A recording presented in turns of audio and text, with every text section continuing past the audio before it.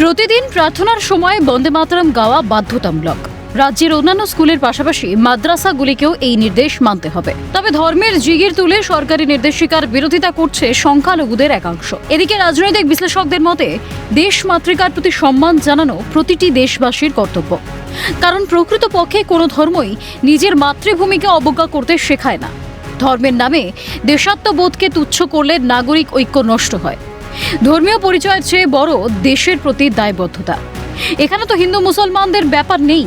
প্রতিক্রিয়া বিজেপির রাজ্য সভাপতি শ্রমিক ভট্টাচার্যের। এখানে তো হিন্দু মুসলমানের ব্যাপার নেই। নিজামের বিরুদ্ধে যখন আন্দোলন শুরু করে, আজকে হায়দ্রাবাদের ছাত্ররা এবং বিভিন্ন কলেজে যখন কংগ্রেসেরই তারা হয়ে যারা আন্দোলন করতেন, তারাও তো বন্দে মাতরম ধ্বনি দিয়েছে। অসুবিধা কোথায়? এই প্রেক্ষাপটে দাঁড়িয়ে শিক্ষাবিদ কামাল হোসেন স্পষ্ট বলেছেন, বন্দে মাতরম বাংলাকে একত্রিত করার এক মন্ত্র। এই ভারতবর্ষ সকলের। এই দেশে থেকে যদি বন্দে মাতরম গাইতে না পারেন, আপনার সন্তানদের যদি গাইতে না দেন, তাহলে এই ভারতবর্ষ ছেড়ে অন্য কোনো দেশে চলে যান। তার কারণ আমরা কেবল এক আল্লাহকে মানি, আল্লাহকে উপাসনা করি। আমরা অন্য কোনো মাকে উপাসনা করব না।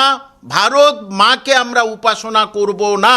তাদেরকে পরিষ্কার করে বলছি, এই ভারতবর্ষ সবার ভারতবর্ষ। এই ভারতবর্ষে থেকে যদি বন্দে মাতরম না গাইতে পারেন, আপনার সন্তানদের যদি না গাইতে দেন, তাহলে সন্তান এবং আপনি এই ভারতবর্ষ ছেড়ে অন্য কোনো দেশে চলে যান, যেখানে আপনার ধর্ম আপনি সঠিকভাবে পালন করতে পারবেন। এখানেও তো সবাই ধর্ম পালন করছে সঠিকভাবে। তাহলে বন্দে মাতরম আমাদের আত্মার সঙ্গে জড়িত। বন্দে মাতরম আমাদের ভারতবর্ষের যে দ্বিধাবিভক্তি হচ্ছিল, সেটাকেই, বাংলাকে দ্বিধাবিভক্তি হচ্ছিল, সেটাকে একত্রিত করার একটা মন্ত্র। সুতরাং শুধু ধর্ম প্রেম করে ঘেউ ঘেউ ঘেউ ঘেউ করবেন না। এখানে ভারতের মাটিতে আমরা জন্মগ্রহণ করেছি। ভারত মাতা, ভারত আমাদের মাতা। আর সেই ভারত মাতাকে রক্ষা করার জন্যে আমরা সবাই একজোট হয়েছি এবং হব। কিন্তু আপনারা যদি আমাদের রাজ্যে, আমাদের দেশে থেকে যদি এই দেশের উপরে গদ্দারি করেন, তাহলে আপনাদের বিরুদ্ধে কড়া ব্যবস্থা নেওয়া উচিত বলে আমি মাননীয় শুভেন্দু অধিকারীকে বলছি এবং স্বরাষ্ট্রমন্ত্রীকে অনুরোধ করছি।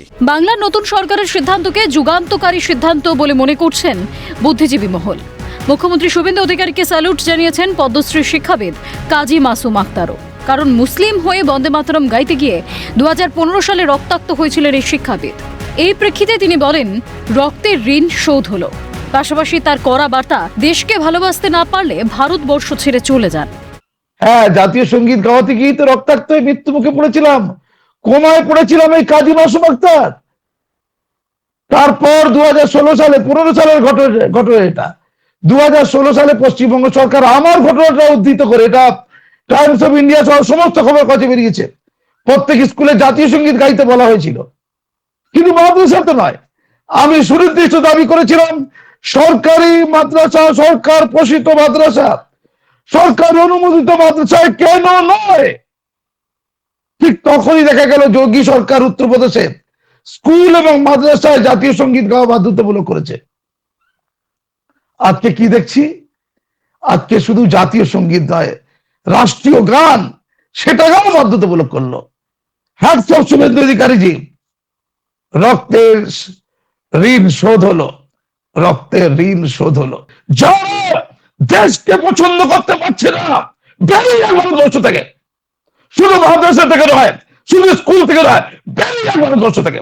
ভারতবর্ষ থেকে তাদের কোনো অধিকার নেই। অর্থাৎ যে ব্যক্তি তার জন্মভূমিকে সম্মান করতে পারে না, সে তার ধর্মের মূল চেতনা থেকেও বিচ্যুত হয়। তাই ধর্মের দোহাই দিয়ে দেশাত্মবোধকে তুচ্ছ করলে যেমন সংকীর্ণতা বৃদ্ধি পায়, তেমনি ধর্মান্ধতার স্রোতে হারিয়ে যায় মানবিক মূল্যবোধ। আর তাই আমাদের সকলের একটাই পরিচয় হওয়া উচিত, আমরা ভারতবাসী। দেশ জুড়ে ধ্বনিত হোক বন্দে মাতরম। ক্যালকাটা নিউজ।